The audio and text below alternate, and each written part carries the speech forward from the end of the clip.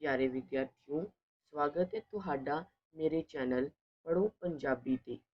अज असी central board of secondary education द्वारा बनाई गई पंजाबी पाठ पुस्तक 9वीं श्रेणी लई जिसका नाम है ਸਾਹਿਤਕ किरणा भाग 1। अज असी इस पुस्तक का पहला पाठ पढ़ांगे। इस पुस्तक का पहला पाठ है फरीदा जेतू अकल लतीफ। इस दे रचनहार हैं बाबा शेख फरीद जी। इस पाठ विच असी बाबा शेख फरीद जी के लिखे हुए 7 श्लोक पढ़ांगे। सब तो पहला असी बाबा शेख फरीद जी बारे ही पढ़ते हाँ। ते इत्थे तुहाडी पुस्तक च लिखिया है बाबा शेख फरीद जी सूफी कावधारा के मोढी कवि हैं, यानी फाउंडर हैं। आप दा जन्म 1173 ईस्वी नूं पिंड खोतवाल, जिला मुल्तान, पाकिस्तान विच होया। आप जी की माता मरियम बहुत नेक ते धार्मिक विचारां की धारणी सी। उन्होंने अल्लाह की बंदगी की लगन आप नूं बचपन विच ही लगा दिती सी। बचपन तो ही आप शरा दे बहुत पाबंद सन। आप बेहद साउ सुभाव के मालिक अते निमरता की मूरत सन। ख्वाजा बख्तियार काकी जी आप दे मुर्शद सन, जिन्हां दी आपने बहुत प्रेम नाल सेवा की। आपने सारी जिंदगी परमात्मा की भजन बंदगी विच लगा दी। आप अपने जीवन के आखिरी समय पाकपटन विच आ गए। इत्थे ही 93 साल की उम्र विच 1266 ईस्वी नूं आप शरीर त्याग के अल्लाह की दरगाह पुज गए।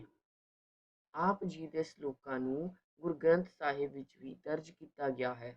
हुण आपां ने बाबा शेख फरीद जी बारे पढ़ लिया है।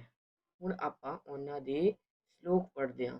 पहला श्लोक है फरीदा जेतू अकल लतीफ, काले लिखना लेख, आप नड़े गिरीवान में सिर नीवा कर देख।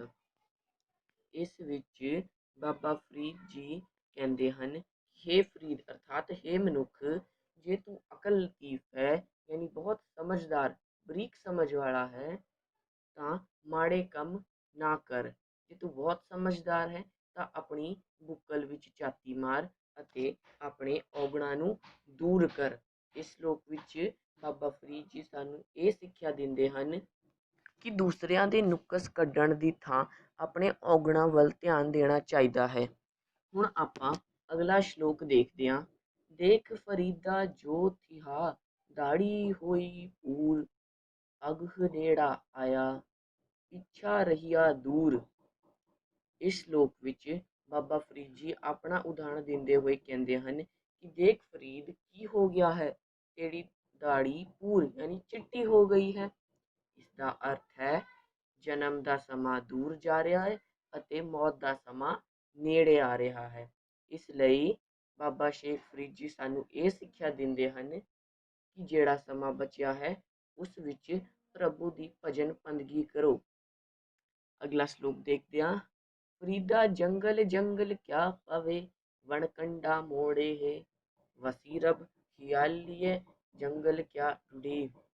इस श्लोक विच बाबा फरीद जी कहते हैं कि हे मनुख, तू रब की भाल करन लई जंगल जंगल विच क्यों भटकदा रहिंदा है।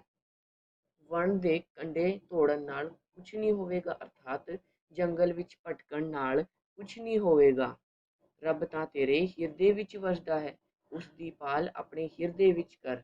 ਅਤੇ ਇਸ ਸ਼ਲੋਕ ਵਿੱਚ ਬਾਬਾ ਫਰੀਦ ਜੀ ਸਾਨੂੰ ਇਹ ਸਿੱਖਿਆ ਦਿੰਦੇ ਹਨ ਕਿ ਰੱਬ ਸਾਡੇ ਹਿਰਦੇ ਵਿੱਚ ਵਸਦਾ ਹੈ ਅਤੇ ਰੱਬ ਦੀ ਭਾਲ ਕਰਨ ਲਈ ਜੰਗਲ ਵਿੱਚ ਭਟਕਣ ਦੀ ਕੋਈ ਲੋੜ ਨਹੀਂ ਹੈ। ਅਗਲਾ ਸ਼ਲੋਕ ਦੇਖਦੇ ਹਾਂ। रुखी सुखी खाई के ठंडा पानी पियो, फरीदा देख पराई चोपड़ी ना तरसाए जियो।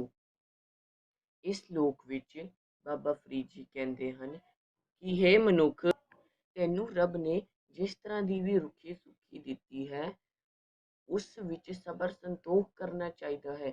दूजे दी पराई चोपड़ी अर्थात स्वादली रोटी देख के अपना जी नहीं तरसाउणा चाहिए है।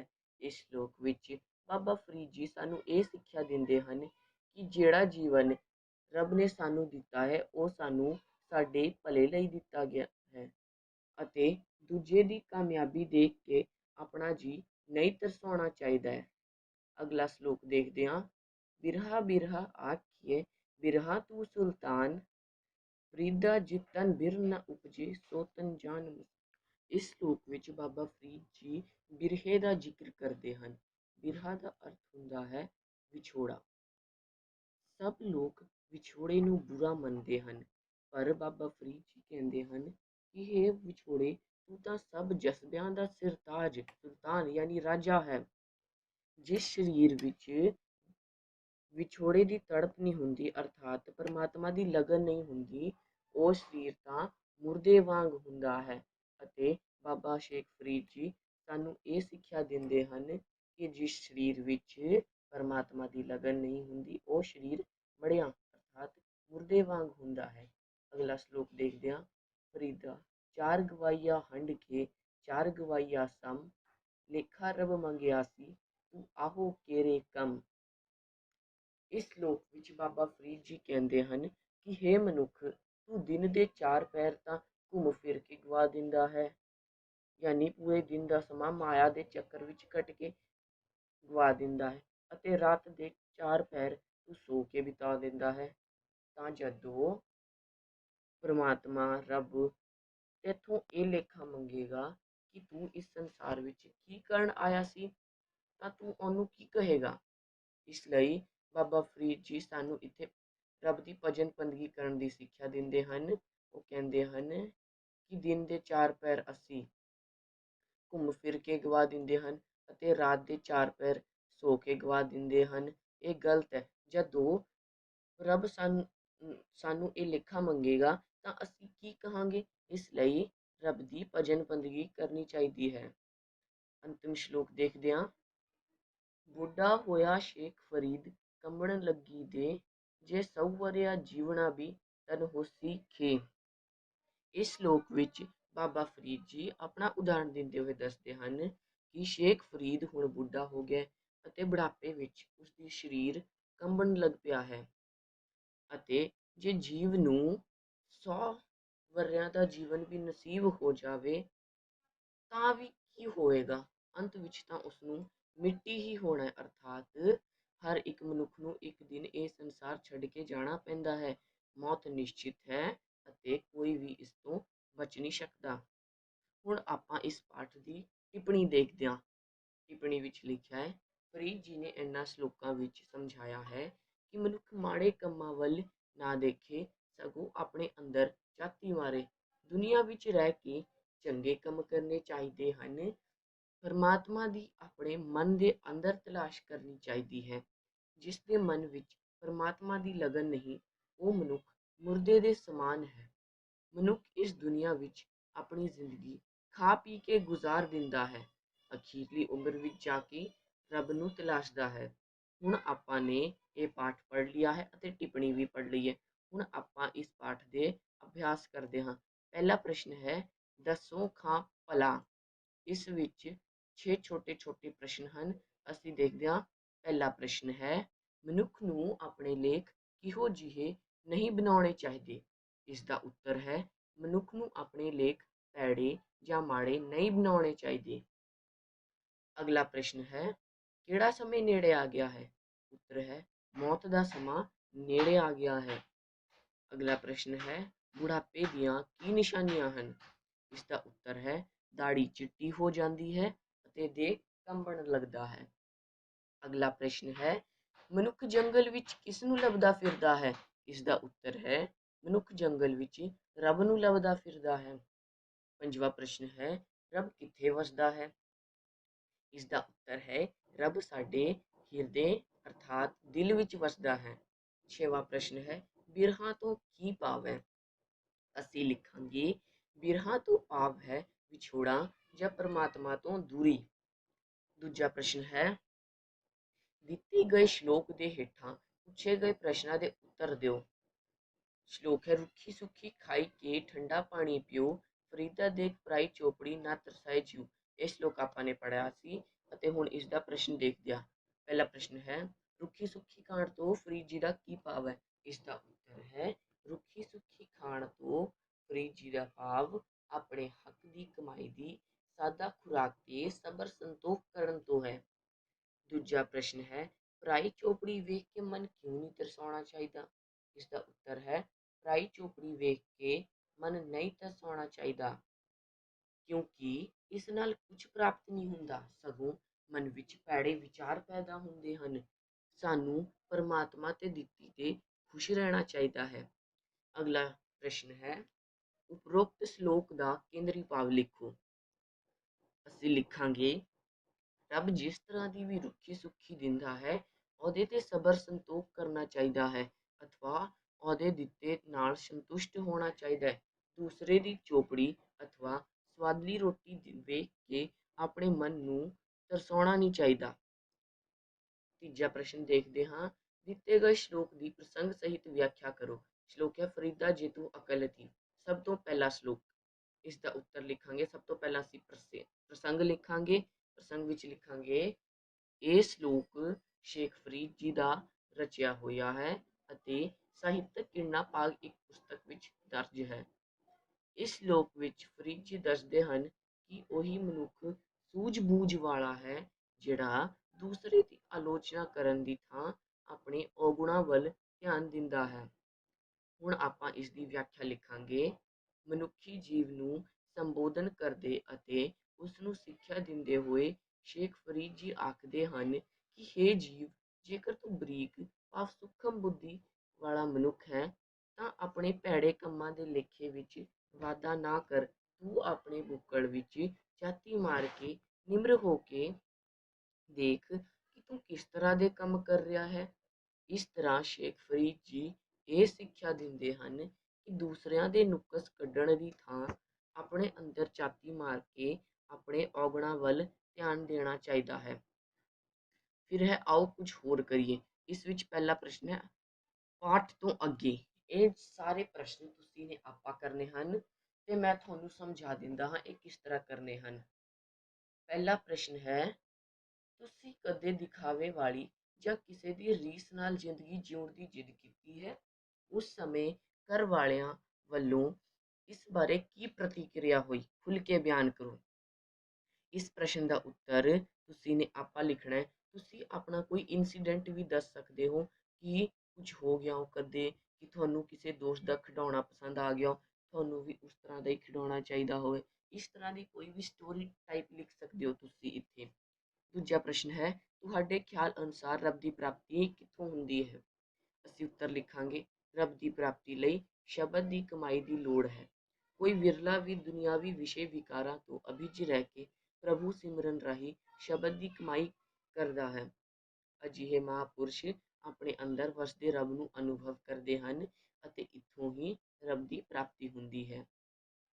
ਤੀਜਾ ਪ੍ਰਸ਼ਨ ਦੇਖਦੇ ਹਾਂ ਕਿ ਮਿਹਨਤ ਅਤੇ ਇਮਾਨਦਾਰੀ ਧਰਮ ਦੀ ਪਹਿਲੀ ਪੌੜੀ ਹੈ।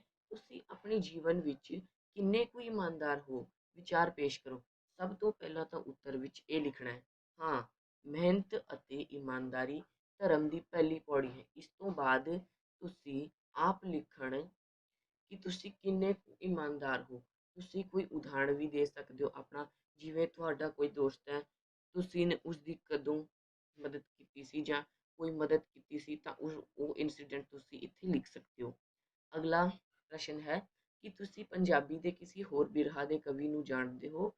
ਜੇਕਰ ਹਾਂ ਤਾਂ ਉਸ ਦੀ ਰਚਨਾ ਨੂੰ ਯਾਦ ਕਰਕੇ ਜਮਾਤ ਵਿੱਚ ਸੁਣਾਉਣ ਦੀ ਕੋਸ਼ਿਸ਼ ਕਰੋ। ਮੈਂ ਤੁਹਾਨੂੰ ਦੱਸਣਾ ਚਾਹੁੰਦਾ ਹਾਂ, ਸ਼ਿਵ ਕੁਮਾਰ ਬਟਾਲਵੀ ਵੀ ਬਿਰਹਾ ਦੇ ਕਵੀ ਦੇ ਤੌਰ ਤੇ ਜਾਣਿਆ ਜਾਂਦਾ ਹੈ। ਉਸ ਦੀਆਂ 2 ਕਵਿਤਾਵਾਂ ਸਾਹਿਤਕ ਕਿਰਨਾਂ ਇੱਕ ਪੁਸਤਕ ਵਿੱਚ ਦਰਜ ਹਨ। ਵਿਦਿਆਰਥੀ ਉਸ ਦੀ ਕਵਿਤਾ ਯਾਦ ਕਰਕੇ ਜਮਾਤ ਵਿੱਚ ਜਾਂ ਦੋਸਤਾਂ ਨੂੰ ਸੁਣਾਉਣ। ਪੰਜਵਾਂ ਪ੍ਰਸ਼ਨ ਹੈ, ਹੰਕਾਰੀ ਵਿਅਕਤੀ ਦਾ ਕੀ ਹਸ਼ਰ ਹੁੰਦਾ ਹੈ? ਨਿਮਰਤਾ ਵਾਲਾ ਜੀਵਨ ਜਿਉਣ ਲਈ ਭਾਸ਼ਣ ਤਿਆਰ ਕਰੋ। ਅਸੀਂ ਉੱਤਰ ਲਿਖਾਂਗੇ, ਹੰਕਾਰ 5 ਵਿਕਾਰਾਂ ਵਿੱਚੋਂ ਇੱਕ ਹੈ ਜੋ ਸਾਡੀ ਜ਼ਿੰਦਗੀ ਦੇ ਵਿਕਾਸ ਵਿੱਚ ਵੱਡੀ ਰੁਕਾਵਟ ਹੈ। ਇਸ ਲਈ ਹੰਕਾਰੀ ਵਿਅਕਤੀ ਦਾ ਹਸ਼ਰ ਬਹੁਤ ਮਾੜਾ ਹੁੰਦਾ ਹੈ। ਉਹ ਹੰਕਾਰ ਦੀ ਅੱਗ ਵਿੱਚ ਹੀ ਸੜਦਾ ਰਹਿੰਦਾ ਹੈ। ਹੁਣ ਤੁਸੀਂ ਆਪਣੇ ਅਧਿਆਪਕ ਦੀ ਮਦਦ ਨਾਲ ਨਿਮਰਤਾ ਵਾਲਾ ਜੀਵਨ ਜਿਉਣ ਲਈ ਇੱਕ ਭਾਸ਼ਣ ਤਿਆਰ ਕਰੋ। ਇਸ ਉੱਤਰ ਦੇ ਵਿਸਤਾਰ ਲਈ ਤੁਸੀਂ ਗੁਰੂ ਨਾਨਕ ਦੇਵ ਜੀ ਦਾ ਇੱਕ ਸ਼ਬਦ, ਮਿੱਠਤ ਨੀਵੀਂ ਨਾਨਕਾ ਗੁਣ ਚੰਗਿਆਈਆ ਤਤ, ਇਸ ਬਾਰੇ ਅਸੀਂ ਨੈਕਸਟ ਚੈਪਟਰ ਵਿੱਚ ਡਿਸਕਸ ਕਰਾਂਗੇ। ਤੁਸੀਂ ਇਸ ਦੀ ਵੀ ਮਦਦ ਲੈ ਸਕਦੇ ਹੋ। ਅਗਲਾ ਪ੍ਰਸ਼ਨ ਹੈ, ਪਾਠ ਦੇ ਆਧਾਰ ਤੇ ਠੀਕ ਤੇ ਗਲਤ ਦਾ ਨਿਸ਼ਾਨ ਬਣਾਓ। ਪਹਿਲਾ ਹੈ, ਬਿਰਹਾ ਨੂੰ ਸੁਲਤਾਨ ਨਹੀਂ ਆਖਿਆ ਗਿਆ ਹੈ, ਇਹ ਗਲਤ ਹੈ। ਬਜ਼ੁਰਗ ਅਵਸਥਾ ਵਿੱਚ ਸ਼ੇਖ ਫਰੀਦ ਦੀ ਦੇਹ ਕੰਬਣ ਲੱਗੀ, ਇਹ ਸਹੀ ਹੈ। ਆਪਣੇ ਅੰਦਰ ਛਾਤੀ ਮਾਰਨ ਦੀ ਕੋਈ ਲੋੜ ਨਹੀਂ ਹੈ, ਇਹ ਗਲਤ ਹੈ। ਅਗਲਾ ਹੈ, ਮਨੁੱਖ ਜੰਗਲ ਵਿੱਚ ਜਾਨਵਰਾਂ ਨੂੰ ਲੱਭਦਾ ਹੈ, ਇਹ ਗਲਤ ਹੈ, ਰੱਬ ਨੂੰ ਲੱਭਦਾ ਹੈ। ਪਰਮਾਤਮਾ ਦੀ ਲਗਨ ਤੋਂ ਪੂਰਾ ਮਨੁੱਖ ਮੁਰਦੇ ਵਾਂਗ ਹੁੰਦਾ ਹੈ, ਇਹ ਸਹੀ ਹੈ। ਅਗਲਾ ਪ੍ਰਸ਼ਨ ਹੈ, ਖਾਲੀ ਥਾਵਾਂ ਭਰੋ। ਪਹਿਲਾ ਹੈ, ਫਰੀਦ ਜੀ ਡੈਸ਼ ਵਿੱਚ ਬੇਕਾਰ ਘੁੰਮਣ ਤੋਂ ਵਰਜਦੇ ਹਨ, ਇਸ ਦਾ ਉੱਤਰ ਹੈ ਜੰਗਲਾਂ। ਅਗਲਾ ਹੈ, ਡੈਸ਼ ਰੋਟੀ ਵੇਖ ਕੇ ਜੀ ਨਹੀਂ ਤਰਸਾਉਣਾ ਚਾਹੀਦਾ, ਇਸ ਦਾ ਆਨਸਰ ਹੈ ਚੋਪੜੀ। ਤੀਜਾ ਹੈ, ਡੈਸ਼ ਰੱਬ ਵੱਲੋਂ ਮੰਗਿਆ ਜਾਂਦਾ ਹੈ, ਇਸ ਦਾ ਉੱਤਰ ਹੈ ਮਨ। ਡੈਸ਼ ਸ਼ੇਖ ਫਰੀਦ ਜੀ ਦੇ ਜਨਮ ਕਰਕੇ ਮਸ਼ਹੂਰ ਹੈ, ਇਸ ਦਾ ਉੱਤਰ ਹੈ ਖੋਤਵਾਲ। ਅਗਲਾ ਹੈ, ਦੁਨੀਆ ਵਿੱਚ ਰਹਿ ਕੇ ਡੈਸ਼ ਕੰਮ ਕਰਨੇ ਚਾਹੀਦੇ, ਇਸ ਦਾ ਉੱਤਰ ਹੈ ਨੇਕ। ਅਗਲਾ ਹੈ, ਜੋੜੇ ਬਣਾਓ। ਇਸ ਵਿੱਚ ਪਹਿਲਾਂ ਜੰਗਲ ਨੂੰ ਮਿਲਾਵਾਂਗੇ ਲੱਕੜੀ ਨਾਲ, ਮਨ ਨੂੰ ਰੱਬ ਨਾਲ, ਸੁਲਤਾਨ ਨੂੰ ਬਿਰਹਾ ਨਾਲ, ਰੁੱਖੀ ਸੁੱਖੀ ਨੂੰ ਚੋਪੜੀ ਨਾਲ। ਅਗਲਾ ਹਾਹਾ ਪ੍ਰਸ਼ਨ ਹੈ, ਵਿਰੋਧੀ ਸ਼ਬਦ ਬਣਾਓ। ਅਕਲਮੰਦ ਦਾ ਮੂਰਖ, ਨੀਵਾ ਦਾ ਉੱਚਾ, ਪਰਾਇਆ ਦਾ ਆਪਣਾ, ਜਿਉਣਾ ਦਾ ਮਰਨਾ। ਅਗਲਾ ਹੈ, ਸਮਾਨ ਅਰਥਕ ਸ਼ਬਦ ਬਣਾਓ। ਪੂਰੀ ਦਾ ਚਿੱਟੀ, ਬਿਰਹਾ ਦਾ ਵਿਛੋੜਾ, ਸੁਲਤਾਨ ਦਾ ਰਾਜਾ, ਗਿਰੀਵਾਨ ਦਾ ਬੁੱਕਲ। ਵਾਕ ਬਣਾਓ। ਇਸ 'ਚ ਹੈ ਰੁੱਖੀ ਸੁੱਖੀ, ਜੰਗਲ, ਅਕਲਮੰਦ, ਲੇਖ। ਤੁਸੀਂ ਆਪਣੇ ਕੋਲੋਂ ਇਸ ਦੇ ਇਸ ਤਰ੍ਹਾਂ ਵੀ ਵਾਕ ਬਣਾ ਸਕਦੇ ਹੋ।